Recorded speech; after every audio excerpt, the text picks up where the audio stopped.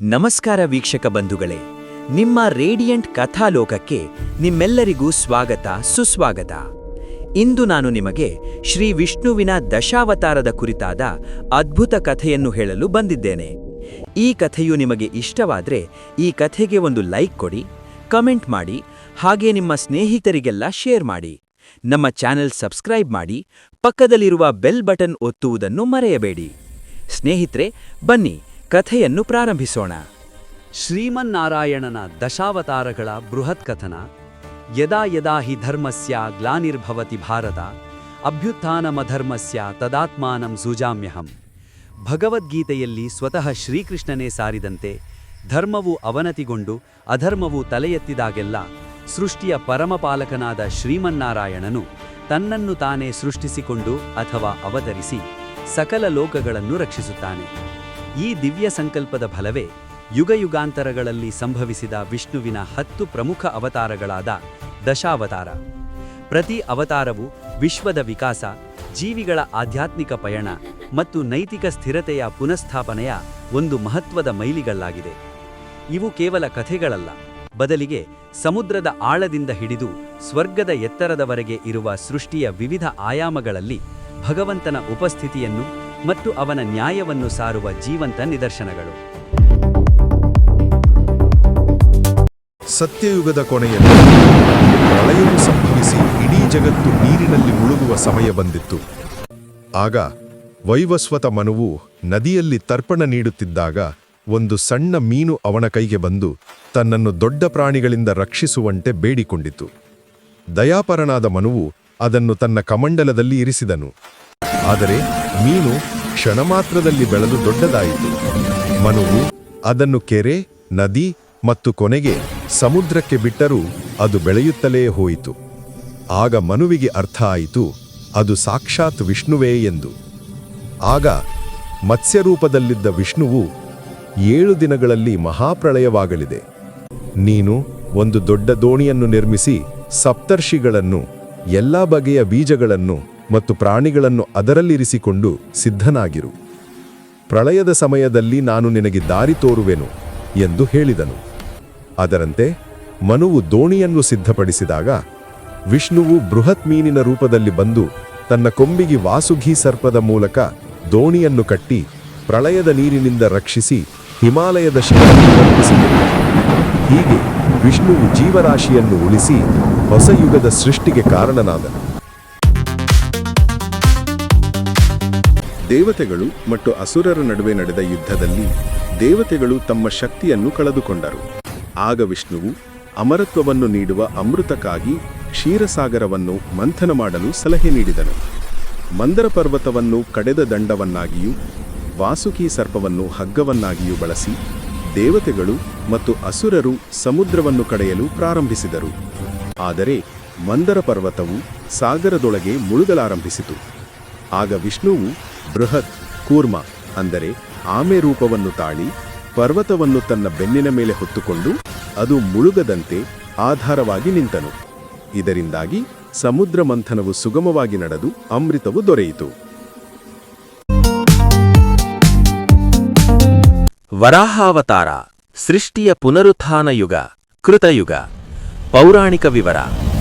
ದ್ವಿತೀಯ ಮಗನಾದ ಹಿರಣ್ಯಾಕ್ಷನು ಮಹಾಬಲಿಷ್ಠನೂ ದುರಹಂಕಾರಿಯೂ ಆಗಿದ್ದನು. ಬ್ರಹ್ಮನಿಂದ ವರಗಳನ್ನು ಪಡೆದ ಈ ಅಸುರನು ಅಹಂಕಾರದಿಂದ ಕುರುಡನಾಗಿ ದೇವತೆಗಳಿಗೆ ಮತ್ತು ಋಷಿಗಳಿಗೆ ತೀವ್ರ ಹಿಂಸೆ ನೀಡುತ್ತಿದ್ದನು. ತನ್ನ ಬಲ ಪ್ರದರ್ಶನಕ್ಕಾಗಿ ಅವನು ಭೂಮಿದೇವಿಯನ್ನು ಅಪಹರಿಸಿ ಅದನ್ನು ಸುರುಳಿಸುತ್ತಿ ರಸಾತಳದ ಆಳವಾದ ಸಾಗರದಲ್ಲಿ ಬಚ್ಚಿಟ್ಟನು. ಇದರಿಂದ ಭೂಮಿಯ ಸಮತೋಲನ ತಪ್ಪಿ ವಿಶ್ವವೇ ಆಪತ್ತಿಗೆ ಸಿಲುಕಿತು. ದೇವರುಗಳು ವಿಷ್ಣುವನ್ನು ಪ್ರಾರ್ಥಿಸಿದಾಗ ಅವನು ತನ್ನ ಮೂಗಿನಿಂದ ಅಥವಾ ಕೆಲವೆಡೆ ಬ್ರಹ್ಮನ ಹಣೆಯಿಂದ ಹೊರಬಂದ ಒಂದು ಸಣ್ಣ ವರಾಹದ ಅಂದರೆ ಹಂದಿಯ ರೂಪವನ್ನು ತಾಳಿದನು. ನೋಡುತ್ತಿದ್ದಂತೆಯೇ ಆ ವರಾಹವು ಆಕಾಶವನ್ನು ಮುಟ್ಟುವಷ್ಟು ಬೃಹದಾಕಾರವಾಗಿ ಬೆಳೆದು ನಿಂತಿತು. ಅದರ ಗರ್ಜನೆಯು ಯುದ್ಧದ ಸಿದ್ಧತೆಯ ಘೋಷಣೆಯಾಗಿತ್ತು. ವರಾಹರೂಪಿಯಾದ ವಿಷ್ಣುವು ಪಾತಾಳದ ಮಹಾಸಮುದ್ರಕ್ಕೆ ಧುಮುಕಿದನು. ಅಲ್ಲಿ ಭೂಮಿಯನ್ನು ರಕ್ಷಕನಿಲ್ಲದೆ ಬಚ್ಚಿಟ್ಟಿದ್ದ ಹಿರಣ್ಯಾಕ್ಷನು ವರಾಹನನ್ನು ಕಂಡು, ನೀನು ನನ್ನನ್ನು ಕೆಣಕಲು ಬಂದ ಮೃಗವಷ್ಟೇ ಎಂದು ಅಣಕಿಸಿ ಸಾವಿರಾರು ವರ್ಷಗಳ ಕಾಲ ಘೋರ ಯುದ್ಧ ಮಾಡಿದನು. ವರಾಹನು ಆತನನ್ನು ತನ್ನ ಕೋರೆಗಳಿಂದ ಎತ್ತಿ ಆಕಾಶದಲ್ಲಿ ಹಿರಣ್ಯಾಕ್ಷನೊಂದಿಗೆ ಹೋರಾಡಿದನು. ಅಂತಿಮವಾಗಿ ತನ್ನ ಕೋರೆಗಳ ತುದಿಯಿಂದಲೇ ಹಿರಣ್ಯಾಕ್ಷನನ್ನು ಕೊಂದನು.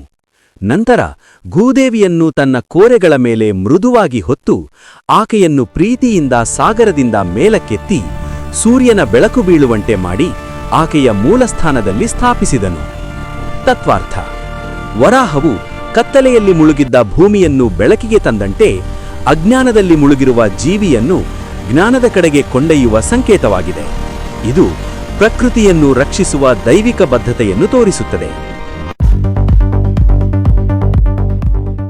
ನರಸಿಂಹಾವತಾರ ಅಚಲ ಭಕ್ತಿಯ ರಕ್ಷಣೆಯ ಯುಗ, ಕೃತಯುಗ.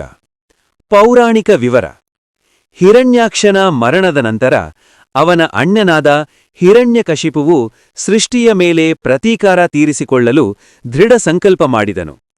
ಅವನು ತೀವ್ರ ತಪಸ್ಸು ಮಾಡಿ ಬ್ರಹ್ಮನಿಂದ ವರವನ್ನು ಪಡೆದನು. ನಾನು ಹಗಲಿನಲ್ಲಿಯೂ ಸಾಯಬಾರದು, ರಾತ್ರಿಯಲ್ಲಿಯೂ ಸಾಯಬಾರದು, ಮನೆಯ ಒಳಗೆಯೂ ಸಾಯಬಾರದು, ಹೊರಗೆಯೂ ಸಾಯಬಾರದು, ಮನುಷ್ಯನಿಂದಾಗಲಿ ಪ್ರಾಣಿಯಿಂದಾಗಲಿ ಸಾಯಬಾರದು, ಯಾವುದೇ ಅಸ್ತ್ರ ಅಥವಾ ಶಸ್ತ್ರದಿಂದ ಸಾಯಬಾರದು, ಭೂಮಿಯ ಮೇಲೂ ಅಲ್ಲ, ಆಕಾಶದಲ್ಲೂ ಅಲ್ಲ. ಈ ವರಗಳಿಂದ ಅವನು ಅಹಂಕಾರದ ಪರಮಾವಧಿ ತಲುಪಿ ತಾನೇ ಪರಮದೇವರು ಎಂದು ಘೋಷಿಸಿ ವಿಷ್ಣುವಿನ ನಾಮಸ್ಮರಣೆಯನ್ನು ನಿಷೇಧಿಸಿದನು. ಆದರೆ ಹಿರಣ್ಯಕಶಿಪುವಿನ ಮಗನಾದ ಪ್ರಹ್ಲಾದನು ಹುಟ್ಟಿನಿಂದಲೇ ಮಹಾನ್ ವಿಷ್ಣು ಭಕ್ತನಾಗಿದ್ದನು. ಮಗನೇ ತನ್ನ ವಿರೋಧಿಯನ್ನು ಪೂಜಿಸುವುದನ್ನು ಕಂಡು ಕ್ರೋಧಗೊಂಡ ತಂದೆ ಅವನನ್ನು ಬೆಂಕಿಗೆ ಹಾಕಿಸಿದ, ಆನೆಗಳ ಕಾಲಡಿಗೆ ಹಾಕಿದ, ಸಮುದ್ರದಲ್ಲಿ ಮುಳುಗಿಸಿದ ಮತ್ತು ವಿಷ ಉಣಿಸಿದನು. ಆದರೆ ಪ್ರಹ್ಲಾದನು ಪ್ರತಿ ಬಾರಿಯೂ ಹರಿನಾಮದ ಬಲದಿಂದ ಪಾರಾದನು. ಒಮ್ಮೆ ಹಿರಣ್ಯಕಶಿಪು ಸಿಂಹಾಸನದ ಮೇಲೆ ಕುಳಿತು, ನಿನ್ನ ವಿಷ್ಣು ಎಲ್ಲಿದ್ದಾನೆ? ಈ ಕಂಬದಲ್ಲಿಯೂ ಇದ್ದಾನೆಯೇ ಎಂದು ಅಹಂಕಾರದಿಂದ ಕೇಳಿದಾಗ ಪ್ರಹ್ಲಾದನು, ಹೌದು, ಅವನು ಸರ್ವವ್ಯಾಪಿ, ಎಲ್ಲದರಲ್ಲೂ ಇದ್ದಾನೆ ಎಂದು ಧೈರ್ಯವಾಗಿ ಉತ್ತರಿಸಿದನು. ಕ್ರೋಧಾವೇಶದಿಂದ ಹಿರಣ್ಯಕಶಿಪುವು ಆ ಕಂಬವನ್ನು ತನ್ನ ಗದೆಯಿಂದ ಹೊಡೆದನು. ಆ ಕ್ಷಣದಲ್ಲಿ ಆ ಸ್ತಂಭವು ಒಡೆದು ಭಯಂಕರವಾದ ಅರ್ಧ ಮನುಷ್ಯ ಮತ್ತು ಅರ್ಧ ಸಿಂಹದ ರೂಪದಲ್ಲಿ ನರಸಿಂಹ ವಿಷ್ಣುವು ಪ್ರತ್ಯಕ್ಷನಾದನು. ನರಸಿಂಹನು ಹಿರಣ್ಯಕಶಿಪುವನ್ನು ಹಿಡಿದು ಸೂರ್ಯಾಸ್ತದ ಸಮಯದಲ್ಲಿ, ಅಂದರೆ ಹಗಲೂ ಅಲ್ಲ, ರಾತ್ರಿಯೂ ಅಲ್ಲ, ಮನೆಯ ಹೊಸ್ತಿಲಿನಲ್ಲಿ, ಅಂದರೆ ಒಳಗೆ ಅಲ್ಲ, ಹೊರಗೆ ಅಲ್ಲ, ತನ್ನ ತೊಡೆಯ ಮೇಲೆ ಇರಿಸಿಕೊಂಡು, ಅಂದರೆ ಭೂಮಿಯಲ್ಲ, ಆಕಾಶವೂ ಅಲ್ಲ, ತನ್ನ ತೀಕ್ಷ್ಣವಾದ ಉಗುರುಗಳಿಂದ, ಅಂದರೆ ಅಸ್ತ್ರವೂ ಅಲ್ಲ, ಶಸ್ತ್ರವೂ ಅಲ್ಲ, ಅವನ ಕರುಳನ್ನು ಹೊರತೆಗೆದು ಸಂಹಾರ ಮಾಡಿದನು. ಭಕ್ತನ ನಂಬಿಕೆಯನ್ನು ರಕ್ಷಿಸಲು ದೈವತ್ವವು ಹೇಗೆ ಯಾವುದೇ ನಿಯಮವನ್ನು ಮುರಿಯದೆ ನ್ಯಾಯವನ್ನು ಎತ್ತಿ ಹಿಡಿಯುತ್ತದೆ ಎಂಬುದಕ್ಕೆ ಇದು ಸಾಕ್ಷಿಯಾಗಿದೆ. ತತ್ವಾರ್ಥ: ಅಚಲವಾದ ಭಕ್ತಿಯು ಭಯ ಮತ್ತು ಅಧರ್ಮದ ವಿರುದ್ಧದ ಅತಿದೊಡ್ಡ ರಕ್ಷಣೆ. ಭಗವಂತನು ತನ್ನ ಭಕ್ತರಿಗಾಗಿ ಅತ್ಯಂತ ಅಸಾಮಾನ್ಯ ರೂಪವನ್ನು ತಾಳಲು ಸಿದ್ಧನಿರುತ್ತಾನೆ. ಪ್ರಹ್ಲಾದನ ಮೊಮ್ಮಗನಾದ ಬಲಿಚಕ್ರವರ್ತಿಯು ಮಹಾನ್ ದಾನಿಯಾಗಿದ್ದರೂ ದೇವಲೋಕವನ್ನು ಆಕ್ರಮಿಸುವ ಮಹತ್ವಾಕಾಂಕ್ಷೆ ಹೊಂದಿದ್ದನು. ಇಂದ್ರನ ಪ್ರಾರ್ಥನೆಯ ಮೇರೆಗೆ ವಿಷ್ಣುವು ಅದಿತಿದೇವಿಯ ಮಗನಾಗಿ ಕುಬ್ಜ ಬ್ರಾಹ್ಮಣ, ಅಂದರೆ ವಾಮನ ರೂಪದಲ್ಲಿ ಹುಟ್ಟಿದನು. ಬಲಿಯು ಯಾಗ ಮಾಡುತ್ತಿದ್ದಾಗ ಅಲ್ಲಿಗೆ ಬಂದ ವಾಮನನು, ನನ್ನ ಹೆಜ್ಜೆಯಲ್ಲಿ 3 ಹೆಜ್ಜೆ ಜಾಗವನ್ನು ದಾನವಾಗಿ ನೀಡು ಎಂದು ಕೇಳಿದನು. ಬಲಿಯ ಗುರು ಶುಕ್ರಾಚಾರ್ಯರು ಇದು ವಿಷ್ಣುವಿನ ಮಾಯೆ ಎಂದು ಎಚ್ಚರಿಸಿದರೂ ಕೊಟ್ಟ ಮಾತಿಗೆ ತಪ್ಪದ ಬಲಿ ದಾನಕ್ಕೆ ಒಪ್ಪಿದನು. ತಕ್ಷಣ ವಾಮನನು ತ್ರಿವಿಕ್ರಮನಾಗಿ ಬೆಳೆದನು. 1 ಹೆಜ್ಜೆಯಲ್ಲಿ ಇಡೀ ಭೂಮಿಯನ್ನು ಅಳೆದನು. 2ನೇ ಹೆಜ್ಜೆಯಲ್ಲಿ ಆಕಾಶ ಮತ್ತು ಸ್ವರ್ಗವನ್ನು ಅಳೆದನು. 3ನೇ ಹೆಜ್ಜೆ ಎಲ್ಲಿಡಲಿ ಎಂದು ಕೇಳಿದಾಗ ಬಲಿಯು ಶರಣಾಗಿ ತನ್ನ ತಲೆಯನ್ನು ತೋರಿಸಿದನು. ವಿಷ್ಣುವು ಬಲಿಯ ತಲೆಯ ಮೇಲೆ ಕಾಲಿಟ್ಟು ಅವನನ್ನು ಪಾತಾಳಲೋಕಕ್ಕೆ ಅಧಿಪತಿಯನ್ನಾಗಿ ಮಾಡಿದನು. ಅಹಂಕಾರವನ್ನು ಅಳಿಸಿ ಆತ್ಮಸಮರ್ಪಣೆಯನ್ನು ಬೋಧಿಸಿದ ಅವತಾರವಿದು. ಪರಶುರಾಮ ಅವತಾರ ಕ್ಷತ್ರಿಯರ ಅಹಂಕಾರದ ನಿಗ್ರಹ ಯುಗ, ತ್ರೇತಾಯುಗ. ಪೌರಾಣಿಕ ವಿವರ: ಈ ಅವತಾರದಲ್ಲಿ ವಿಷ್ಣುವು ಮಹರ್ಷಿ ಜಮದಗ್ನಿ ಮತ್ತು ರೇಣುಕಾದೇವಿಯ 5ನೇ ಮಗನಾಗಿ ಭೂಮಿಗೆ ಬಂದನು. ಇವನ ಮೂಲ ಹೆಸರು ರಾಮ, ಆದರೆ ಶಿವನಿಂದ ವರರೂಪವಾಗಿ ಮಹಾಶಕ್ತಿಶಾಲಿ ಪರಶು, ಅಂದರೆ ಕೊಡಲಿ ಪಡೆದ ಕಾರಣ ಪರಶುರಾಮ ಎಂದು ಪ್ರಸಿದ್ಧನಾದನು. ಈ ಯುಗದಲ್ಲಿ ಕ್ಷತ್ರಿಯ ರಾಜರು ತಮ್ಮ ಅಧಿಕಾರವನ್ನು ದುರುಪಯೋಗಪಡಿಸಿಕೊಂಡು ದುರಹಂಕಾರದಿಂದ ಸಾಮಾನ್ಯ ಜನರಿಗೆ ಮತ್ತು ಋಷಿಗಳಿಗೆ ಹಿಂಸೆ ನೀಡುತ್ತಿದ್ದರು. ಕಾರ್ತವೀರ್ಯ ಸಹಸ್ರಾರ್ಜುನನು ತನ್ನ ಅಸಾಧಾರಣ ಶಕ್ತಿಯಿಂದ ಮದಾಂಧನಾಗಿದ್ದನು. ಒಮ್ಮೆ ಅವನು ಪರಶುರಾಮನ ತಂದೆ ಜಮದಗ್ನಿ ಋಷಿಯ ಆಶ್ರಮಕ್ಕೆ ಭೇಟಿ ನೀಡಿದನು. ಆಶ್ರಮದಲ್ಲಿದ್ದ ಸಕಲ ಇಷ್ಟಾರ್ಥಗಳನ್ನು ನೀಡುವ ಕಾಮಧೇನುವನ್ನು ಅಪಹರಿಸಲು ಪ್ರಯತ್ನಿಸಿದನು. ಜಮದಗ್ನಿಯ ವಿರೋಧದಿಂದ ಕ್ರೋಧಗೊಂಡ ಸಹಸ್ರಾರ್ಜುನನು ಋಷಿಯ ಶಿರವನ್ನು ಕತ್ತರಿಸಿ ಕೊಂದನು. ತಂದೆಯ ನಿಧನದಿಂದ ತೀವ್ರ ದುಃಖಿತನಾದ ಪರಶುರಾಮನು ಅತ್ಯಂತ ಉಗ್ರರೂಪ ತಾಳಿ ತನ್ನ ಕೊಡಲಿಯನ್ನು ಹಿಡಿದು ಶಪಥ ಮಾಡಿದನು. ಭೂಮಿಯ ಮೇಲಿನ ಅಹಂಕಾರಿಗಳಾದ ಕ್ಷತ್ರಿಯ ಕುಲವನ್ನು 21 ಬಾರಿ ನಾಶ ಮಾಡುವ ಭೀಕರ ಶಪಥ ಮಾಡಿದನು. ಅವನು ಕಾರ್ತವೀರ್ಯ ಸಹಸ್ರಾರ್ಜುನನನ್ನು ಮತ್ತು ಅವನನ್ನು ಅನುಸರಿಸಿದ ಎಲ್ಲಾ ದುಷ್ಟರಾಜರನ್ನು ಸಂಹರಿಸಿ ಭೂಮಿಯನ್ನು ಅಧರ್ಮದಿಂದ ಮುಕ್ತಗೊಳಿಸಿದನು. ಇವನು ಶ್ರೀರಾಮನ ಅವತಾರದ ಸಮಯದಲ್ಲಿಯೂ ಕಾಣಿಸಿಕೊಂಡನು ಮತ್ತು ರಾಮನ ಸಾಮರ್ಥ್ಯವನ್ನು ಪರೀಕ್ಷಿಸಿ ನಂತರ ಅವನಿಗೆ ದಾರಿ ಮಾಡಿಕೊಟ್ಟನು. ತತ್ವಾರ್ಥ: ಅತಿಯಾದ ಅಧಿಕಾರ ಮತ್ತು ಅಹಂಕಾರದ ದುರುಪಯೋಗವು ವಿನಾಶಕ್ಕೆ ಕಾರಣವಾಗುತ್ತದೆ. ಈ ಅವತಾರವು ದುಷ್ಟಶಕ್ತಿಗಳ ನಿರಂತರ ನಿರ್ಮೂಲನೆಯ ಅಗತ್ಯವನ್ನು ಒತ್ತಿ ಹೇಳುತ್ತದೆ. ತ್ರೇತಾಯುಗದಲ್ಲಿ ಅಯೋಧ್ಯೆಯ ದಶರಥ ಮಹಾರಾಜನ ಹಿರಿಯ ಮಗನಾಗಿ ವಿಷ್ಣುವು ರಾಮನಾಗಿ ಜನಿಸಿದನು. ಇದು ಮನುಷ್ಯನು ಹೇಗಿರಬೇಕು ಎಂದು ತೋರಿಸಿಕೊಟ್ಟ ಆದರ್ಶ ಅವತಾರ. ಪಿತೃವಾಕ್ಯ ಪರಿಪಾಲನೆಗಾಗಿ 14 ವರ್ಷ ವನವಾಸಕ್ಕೆ ಹೋದನು.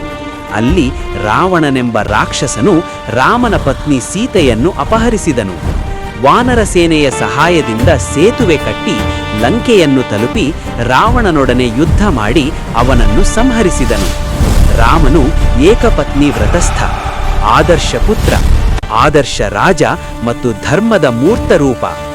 ರಾವಣನು ಎಷ್ಟೇ ಬಲಿಷ್ಠನಿದ್ದರೂ ಅಧರ್ಮದ ಹಾದಿಯಲ್ಲಿದ್ದರಿಂದ ಸೋಲಲೇಬೇಕಾಯಿತು.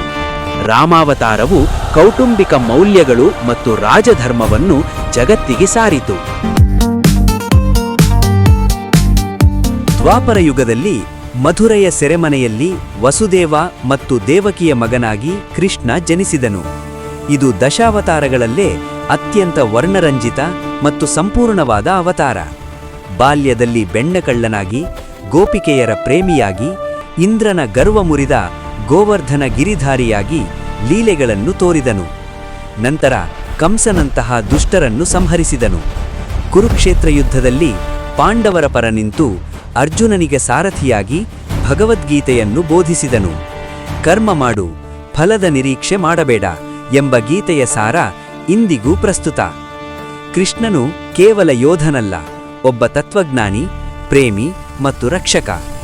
ಧರ್ಮ ಸ್ಥಾಪನೆಗಾಗಿ ತಂತ್ರಗಳನ್ನು ಬಳಸುವುದು ತಪ್ಪಲ್ಲ ಎಂದು ತೋರಿಸಿಕೊಟ್ಟ ಜಗದ್ರಕ್ಷಕ ಕೃಷ್ಣ. ಬುದ್ಧಾವತಾರ: ಅಹಿಂಸೆ ಮತ್ತು ಶಾಂತಿಯುಗ. ಕಲಿಯುಗದ ಆರಂಭ. ಪೌರಾಣಿಕ ವಿವರ: ಈ ಅವತಾರವು ಧರ್ಮದ ವಿಭಿನ್ನ ಆಯಾಮವನ್ನು ಪ್ರತಿನಿಧಿಸುತ್ತದೆ. ಕಲಿಯುಗದ ಆರಂಭದಲ್ಲಿ ಜನರು ವೇದಗಳಲ್ಲಿನ ಕರ್ಮಕಾಂಡವನ್ನು ತಪ್ಪಾಗಿ ಅರ್ಥೈಸಿಕೊಂಡು ಅತಿಯಾದ ಪ್ರಾಣಿ ಹಿಂಸೆ ಮತ್ತು ಯಜ್ಞಗಳಲ್ಲಿ ನಿರತರಾಗಿದ್ದರು. ಇಂತಹ ಹಿಂಸಾಚಾರ ಮತ್ತು ಧರ್ಮದ ದುರ್ಬಳಕೆಯಿಂದ ಜನರು ವಿಮುಖರಾಗುವಂತೆ ಮಾಡಲು ವಿಷ್ಣುವು ಅವತರಿಸಿದನು. ವಿಷ್ಣುವು ಸಿದ್ಧಾರ್ಥ ಗೌತಮ ಅಂದರೆ ಬುದ್ಧನ ರೂಪದಲ್ಲಿ ಜನಿಸಿದನು. ಅವನು ವೈದಿಕ ಆಚರಣೆಗಳನ್ನು ವಿರೋಧಿಸದೆ ಬದಲಿಗೆ ಬಾಹ್ಯ ಆಚರಣೆಗಳಿಗಿಂತ ಆಂತರಿಕ ಶುದ್ಧಿ ಮತ್ತು ನೀತಿಯು ಪ್ರಮುಖ ಎಂದು ಬೋಧಿಸಿದನು. ಬುದ್ಧನು 4 ಆರ್ಯ ಸತ್ಯಗಳು: ದುಃಖ, ದುಃಖದ ಕಾರಣ, ದುಃಖ ನಿವಾರಣೆ, ದುಃಖ ನಿವಾರಣೆಯ ಮಾರ್ಗ ಮತ್ತು ಅಷ್ಟಾಂಗ ಮಾರ್ಗ, ಸಮ್ಯಕ್ ದೃಷ್ಟಿ, ಸಂಕಲ್ಪ, ವಾಕ್, ಕರ್ಮ, ಆಜೀವ, ವ್ಯಾಯಾಮ, ಸ್ಮೃತಿ ಮತ್ತು ಸಮಾಧಿ ದ ಮೂಲಕ ನಿರ್ವಾಣವನ್ನು ತಲುಪುವ ಮಾರ್ಗವನ್ನು ತೋರಿಸಿದನು. ಅವನು ಅಹಿಂಸೆಗೆ ಪರಮ ಆದ್ಯತೆ ನೀಡಿದನು. ಬುದ್ಧನ ಬೋಧನೆಗಳು ಕೇವಲ ಭಾರತದಲ್ಲಿ ಮಾತ್ರವಲ್ಲದೆ ಇಡೀ ಏಷ್ಯಾ ಮತ್ತು ವಿಶ್ವದಾದ್ಯಂತ ಶಾಂತಿ ಮತ್ತು ಸಹಾನುಭೂತಿಯ ತತ್ವಗಳನ್ನು ಹರಡಲು ಕಾರಣವಾಯಿತು. ಈ ಅವತಾರವು ಮನುಷ್ಯರು ತಮ್ಮ ದುಃಖಕ್ಕೆ ತಾದೇ ಕಾರಣರಾಗಿದ್ದು ತಮ್ಮ ನಡತೆ ಮತ್ತು ತಿಳುವಳಿಕೆಯಿಂದಲೇ ಮೋಕ್ಷವನ್ನು ಪಡೆಯಬಹುದು ಎಂಬುದನ್ನು ತೋರಿಸುತ್ತದೆ. ತತ್ವಾರ್ಥ: ಅತಿಯಾದ ಆಚರಣೆಗಳಿಗಿಂತ ಕರುಣೆ, ಅಹಿಂಸೆ ಮತ್ತು ಮಧ್ಯಮ ಮಾರ್ಗವು ಶ್ರೇಷ್ಠ. ಬುದ್ಧನು ಸಕಲ ಜೀವಿಗಳ ಕಡೆಗೆ ಪ್ರೀತಿ ಮತ್ತು ಸಹಾನುಭೂತಿಯನ್ನು ತೋರಿಸಲು ಪ್ರೇರೇಪಿಸಿದನು. ಕಲ್ಕಿ ಅವತಾರ: ಯುಗದ ಅಂತ್ಯ ಮತ್ತು ಪುನರ್ಜನ್ಮ ಯುಗ. ಕಲಿಯುಗವು ತನ್ನ ಅಂತ್ಯದತ್ತ ಸಾಗುತ್ತಿರುವಾಗ ಭೂಮಿಯ ಮೇಲೆ ಅಧರ್ಮ, ಭ್ರಷ್ಟಾಚಾರ, ಅತ್ಯಾಚಾರ ಮತ್ತು ಅಸತ್ಯವು ಪರಮಾವಧಿಗೆ ತಲುಪುತ್ತದೆ. ಧರ್ಮವು ಸಂಪೂರ್ಣವಾಗಿ ಮರೆತು ಹೋಗಿ ನೀತಿಯು ಸಂಪೂರ್ಣವಾಗಿ ನಾಶವಾಗುತ್ತದೆ. ರಾಜರು ಮತ್ತು ಆಡಳಿತಗಾರರು ಕೇವಲ ತಮ್ಮ ಸ್ವಾರ್ಥಕ್ಕಾಗಿ ಜನರನ್ನು ಪೀಡಿಸುತ್ತಾರೆ. ಮಾನವ ಸಂಬಂಧಗಳು ಕ್ಷೀಣಿಸಿ ಆಹಾರದ ಕೊರತೆ ಉಂಟಾಗುತ್ತದೆ. ಈ ಪರಮ ದುರ್ಭರ ಸಮಯದಲ್ಲಿ ವಿಷ್ಣುವು ಕಲ್ಕಿ ಎಂಬ ಹೆಸರಿನಲ್ಲಿ ಅವತರಿಸುವನು. ಕಲ್ಕಿಯು ಬಿಳಿ ಕುದುರೆಯ ಮೇಲೆ, ಅಂದರೆ ಕಲ್ಕಿ ವಾಹನ ಮೇಲೆ ಭವ್ಯವಾಗಿ ಸವಾರಿ ಮಾಡುತ್ತಾ ದಿವ್ಯವಾದ ಹೊಳೆಯುವ ಖಡ್ಗವನ್ನು ಹಿಡಿದು ಬರುತ್ತಾನೆ. ಅವನು ಯುದ್ಧಕಲೆಯ ಎಲ್ಲ ಕೌಶಲಗಳಲ್ಲಿ ಪರಿಣತರಾಗಿರುತ್ತಾನೆ. ಕಲ್ಕಿ ಅವತಾರವು ಭೂಮಿಯ ಮೇಲೆ ಉಳಿದಿರುವ ಎಲ್ಲ ದುಷ್ಟಶಕ್ತಿಗಳು ಮತ್ತು ಅಧರ್ಮಿಗಳನ್ನು ನಿರ್ಮೂಲನ ಮಾಡುತ್ತದೆ. ಕಲ್ಕಿ ಎಂದರೆ ಕಾಲದ ಕೊಳೆಯನ್ನು ನಾಶ ಮಾಡುವವನು ಅಥವಾ ಸಮಯದ ಕಲ್ಮಶವನ್ನು ಅಳಿಸುವವನು ಎಂದು ಅರ್ಥ. ಅವನ ಕಾರ್ಯವು ಪ್ರಸ್ತುತ ಯುಗದ, ಅಂದರೆ ಕಲಿಯುಗದ ಅಂತ್ಯವನ್ನು ತಂದು ವಿಶ್ವದಲ್ಲಿ ಸತ್ಯ, ನ್ಯಾಯ ಮತ್ತು ಧರ್ಮವನ್ನು ಪುನಃ ಸ್ಥಾಪಿಸಿ ಹೊಸ ಮತ್ತು ಪರಿಶುದ್ಧವಾದ ಸತ್ಯಯುಗಕ್ಕೆ, ಅಂದರೆ ಕೃತಯುಗಕ್ಕೆ ಮಾರ್ಗವನ್ನು ತೆರೆಯುತ್ತದೆ. ಕಲ್ಕಿಯು ಭಗವಂತನ ಅಂತಿಮ ನ್ಯಾಯದ ಪ್ರಕಟಣೆಯಾಗಿದೆ.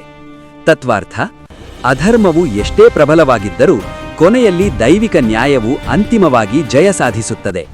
ಇದು ಸೃಷ್ಟಿಯ ನಿರಂತರ ವಿನಾಶ ಮತ್ತು ಪುನಃಸೃಷ್ಟಿಯ ಚಕ್ರದ ಸಂಕೇತವಾಗಿದೆ. ವೀಕ್ಷಕ ಬಂಧುಗಳೇ, ನಿಮಗೆ ಈ ವಿಡಿಯೋ ಇಷ್ಟವಾದರೆ ವಿಡಿಯೋಗೆ ಲೈಕ್ ಮಾಡಿ, ಕಾಮೆಂಟ್ ಮಾಡಿ.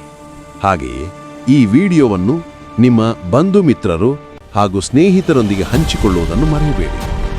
ನಮ್ಮ ಚಾನೆಲ್ ಅನ್ನು ಸಬ್ಸ್ಕ್ರೈಬ್ ಮಾಡುವುದು ಮರೆಯಬೇಡಿ. ಮುಂದಿನ ವಿಡಿಯೋದಲ್ಲಿ ಮತ್ತೆ ಭೇಟಿಯಾಗೋಣ. ಧನ್ಯವಾದಗಳು.